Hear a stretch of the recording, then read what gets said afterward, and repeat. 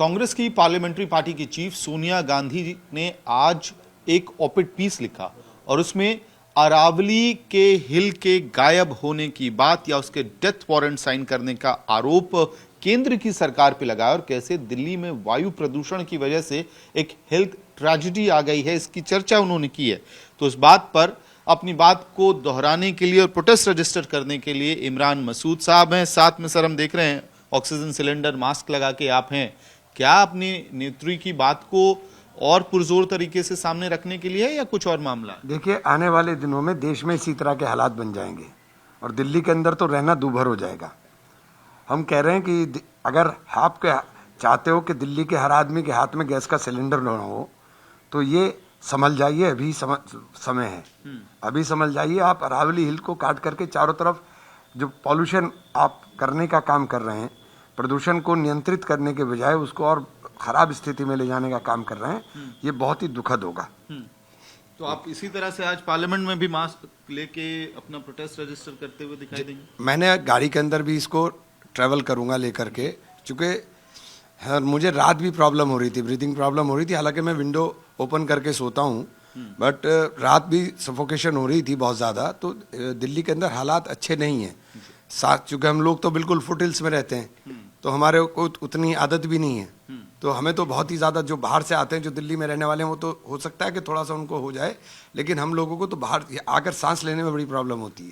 ठीक है सर, एक सवाल ये भी बनता है कि डिफेंस मिनिस्टर राजनाथ सिंह ने एक बयान दिया कल, जिसको लेकर बड़ी चर्चा हो रही है। पंडित नेहरू, इतिहास का पन्ना खंगालते हुए उन्होंने कहा कि पंडित नेहरू ने अपने समय में बाबरी मस्जिद को पब्लिक फंड से बनाने की मांग की थी और इसका अपोजिशन उस वक्त सरदार पटेल ने किया था और ये कहा था कि राम मंदिर के उस वक्त दूसरे मंदिर के सोमनाथ मंदिर के फेस लिफ्टिंग के लिए पैसा पब्लिक फंड इस्तेमाल हुआ था, जो जनता का पैसा था, और कैसे राम मंदिर बनाने के लिए भी जनता का पैसा इस्तेमाल हुआ है। यानी कि पंडित नेहरू पे बाबरी मस्जिद में पब्लिक फंड्स लगाने की कोशिश करने का आरोप। देखिए, इस तरह के आरोप लगाना बहुत आसान है। जो ऐतिहासिक दस्तावेज हैं, अगर उनके पास कोई दस्तावेज है तो उसको सार्वजनिक करना चाहिए था। उसको सार्वजनिक करते तब तो बात समझ में आती।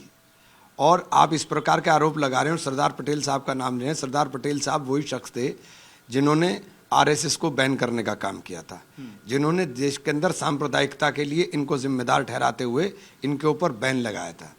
और शायद अगर सरदार पटेल जिंदा रहते तो ये उसी वक्त इनका इलाज कर करके जाते। सर, इस वक्त एक और बयान आ रहा है मौलाना महमूद अरशद मतनी का कि कांग्रेस पार्टी अपनी ही जुड़े हुए मुद्दों को नहीं उठा पाती है, वो किसी और से जुड़े हुए मुद्दों को कैसे उठाएगी। खासतौर पे जिस तरह से आप इस कॉन्टेक्स्ट में देख सकते हैं कि माइनॉरिटी रिलेटेड इश्यूज पे भी कांग्रेस पार्टी पुरजोर तरीके से अपनी बात नहीं रख पा रही है। इस कॉन्टेक्स्ट में भी इस बयान को देखा जा सकता है। नहीं, कौन से मामले में कांग्रेस नहीं रख रही है? राहुल जी हर इशू के ऊपर सबसे आगे फ्रंट लाइन के ऊपर हम ही हैं, चाहे वह वक्फ का इशू रहा हो, चाहे माइनॉरिटीज़ का किसी भी तरह का इशू रहा हो, हम ही सबसे ज़्यादा आगे रह करके बोलने का काम करते हैं। तो ये बात मैं समझता हूँ कि बेईमानी होगी, और ख़ास तौर से उन लोगों के लिए जो इस लड़ाई को लड़ना चाहते हैं, उन लोगों के लिए ये बात बेईमानी होगी कि आप इस प्रकार की बात कहें। ठीक है सर, आपके एक मुख्यमंत्री तेलंगाना के रेवंत रेड्डी, उनके बयान पर बड़ा हंगामा हो रहा है। उन्होंने जब कहा कि हिंदुओं में 3 करोड़ देवी देवता हैं, कोई वेज खाता है, कोई नॉन वेज खाता है,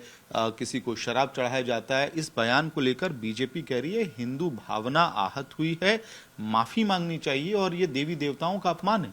मैंने देखा नहीं क्या बयान दिया उन्होंने, लेकिन शब्दों का चयन इस प्रकार का होना चाहिए कि दूसरे की भावनाएं आहत ना हो। आखिरी सवाल सर, दूसरे हाउस में, अपर हाउस में रेणुका चौधरी आपकी सहयोगी आपकी पार्टी से हैं, उनको लेकर अब सूत्रों के हवाले से खबर आ रही है कि हो सकता है राज्यसभा में उनके खिलाफ प्रिविलेज मोशन आएगा ब्रीच ऑफ सिक्योरिटी के मामले को लेकर, और जिस तरह के शब्द उन्होंने फेलो मेंबर्स के लिए इस्तेमाल किए।